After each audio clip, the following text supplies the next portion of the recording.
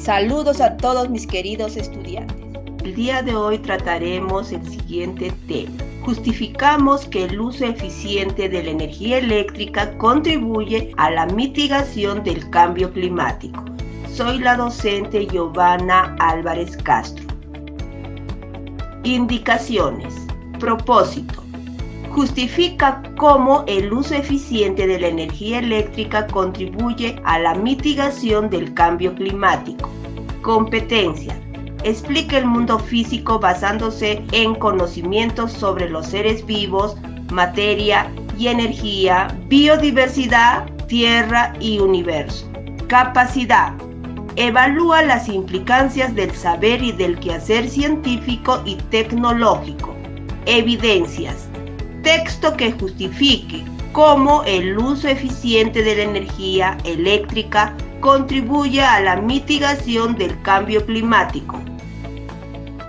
Reto. Construir una justificación de cómo deberíamos consumir la energía eléctrica de modo eficiente que contribuyamos a la mitigación del cambio climático. Criterio de evaluación. Justifica cómo el uso eficiente de la energía eléctrica contribuye a la mitigación del cambio climático. Introducción. Para dar respuesta al reto, nos planteamos la siguiente interrogante. ¿Por qué el uso eficiente de los recursos en el hogar y la comunidad contribuye a la mitigación del cambio climático?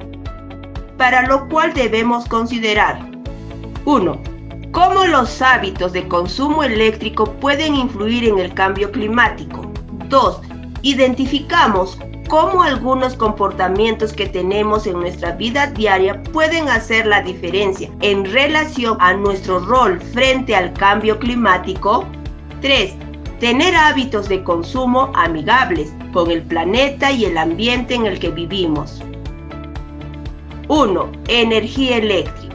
La energía eléctrica es una necesidad básica de todas las familias. ¿Por qué?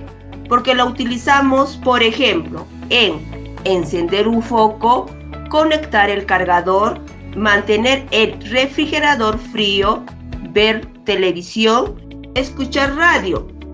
Consumo eléctrico, repercusión en el ambiente y en el cambio climático. 1.1. Mitigación del cambio climático. Mitigar el cambio climático significa evitar y reducir las emisiones de gases de efecto invernadero que atrapan el calor hacia la atmósfera para evitar que el planeta se caliente de manera más extrema. 2. ¿Cómo influye en el cambio climático el uso de los artefactos eléctricos que tenemos en casa?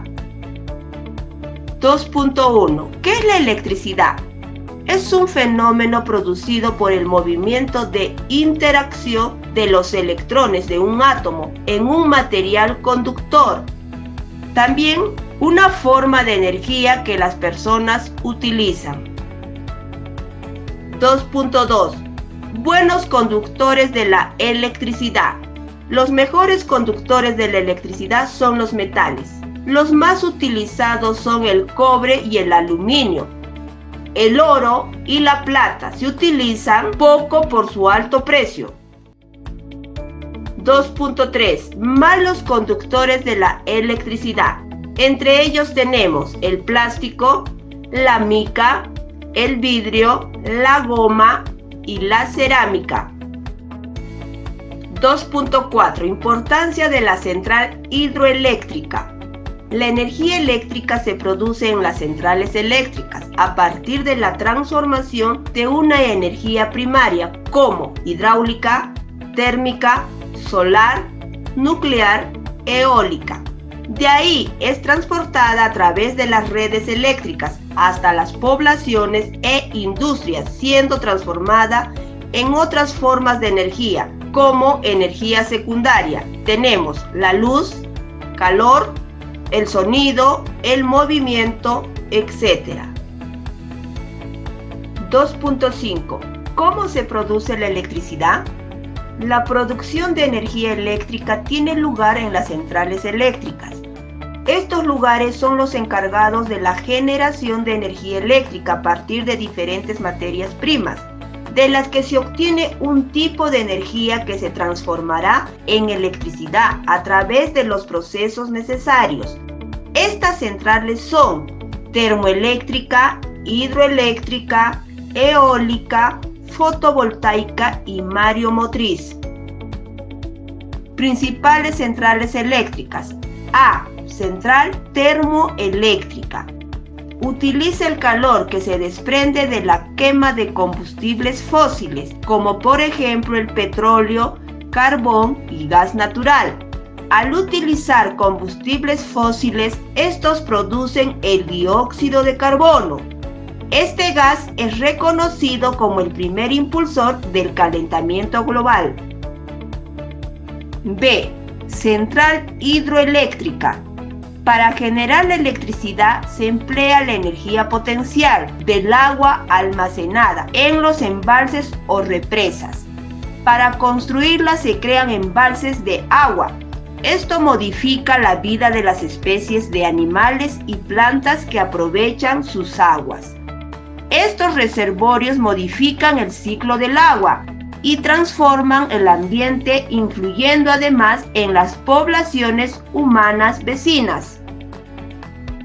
C. Central eólica. La energía eólica aprovecha el viento para obtener energía mecánica mediante el movimiento de las aspas de los molinos eólicos. Afectan el entorno y sus efectos negativos son resentidos por el suelo, la flora y fauna del lugar donde se instalan, aunque no generan gases de efecto invernadero. D. Central fotovoltaica. Una planta fotovoltaica o central fotovoltaica es un conjunto de instalaciones destinadas al suministro de electricidad a la red. Utiliza la radiación solar captada a través de paneles solares. Como toda actividad humana, la instalación de este tipo de plantas modifica el ecosistema, pero su impacto es menor a comparación de las anteriores. E. Central mareomotriz. La electricidad se genera aprovechando el movimiento de las mareas. Aunque el asunto no termina con la producción de electricidad, sino que ésta debe transmitirse y distribuirse desde la planta eléctrica hasta las ciudades y domicilios de las personas. Es una fuente de energía renovable y limpia, no contamina el ambiente. ¿Cómo determinar cuánto de electricidad consume tu familia? Vamos a ver el siguiente cuadro.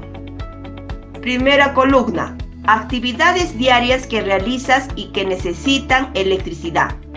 Segunda columna, tipo de artefacto que utilizas y el tiempo que permanece conectado a la electricidad. Tercera columna, ¿cómo crees que el artefacto que usas influye o no en el cambio climático? Posteriormente vamos a completar el cuadro. 3. ¿Qué es la huella de carbono? Se trata de un indicador ambiental clave que refleja los gases emitidos por un individuo o empresa. Estos gases que se acumulan en la atmósfera son lo que producen el efecto invernadero. Es la marca ambiental que genera una persona, producto u organización sobre el planeta debido a sus acciones diarias, totalizadas según parámetros de emisiones de dióxido de carbono y otros gases de efecto invernadero liberadas a la atmósfera. 3.1. ¿Pero qué tiene que ver esa huella de carbono con cada uno de nosotros? Cada una de las cosas que usamos, incluida la energía, puede expresarse en términos de producción de gases de efecto invernadero que influye en el cambio climático. Unidades de medida de la huella de carbono. La huella de carbono se mide en toneladas equivalentes de dióxido de carbono. El dióxido de carbono se calcula multiplicando las emisiones de cada uno de los gases del efecto invernadero por su potencial de calentamiento global al cabo de 100 años. Podemos considerar dos tipos de emisiones: emisiones directas y emisiones indirectas. Muy bien, vamos a observar el mapa de procesos para bienes finales. Ciclo de vida de un producto de la cuna hasta la tumba, es decir, desde su inicio hasta su fin.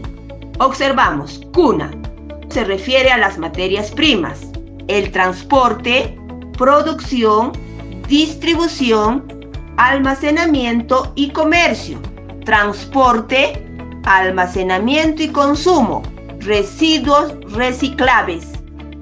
Mapa de procesos para bienes intermedios. Primero, materias primas, manufactura y distribución al cliente.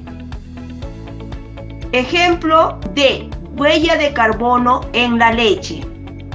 Observemos, ciclo de vida, huella de carbono, materias primas en un 73%, procesamiento 9%, logística y distribución 3%, comercio 10%, consumidor 3%, residuos 2%.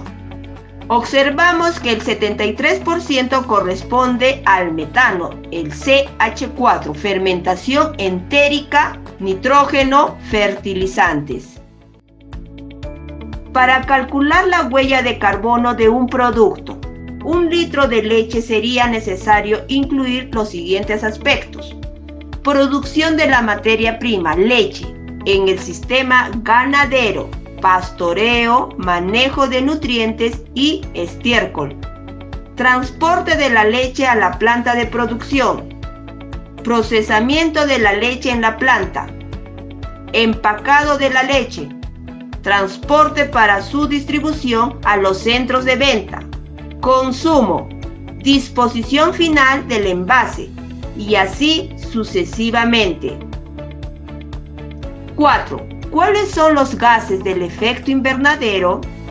Observemos, son 6 esencialmente. Primero, el dióxido de carbono, que lo encontramos en combustibles fósiles, deforestación y cemento. Metano, lo encontramos en rellenos sanitarios, fermentación entérica, arroz y combustibles fósiles. 3. Óxido nitroso en fertilizantes, estiércol y fibras sintéticas. 4. Hidrofluorocarbonos, gases refrigerantes, fundición de aluminio y productos semiconductores. 5. Perfluorocarbonos, productos de aluminio y productos semiconductores. 6. Hexafluoruro de azufre, transmisión y distribución de electricidad y disyuntores. 5.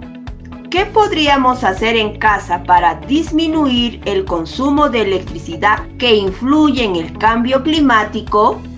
Primero, comprar aparatos eléctricos de alta eficiencia. 2.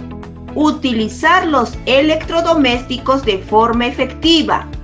3. Apagar los aparatos en vez de dejarlos en modo suspendido y desconectarlos de la electricidad. 4.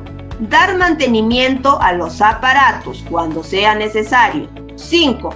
Apagar la luz en las habitaciones donde no se usa. 6.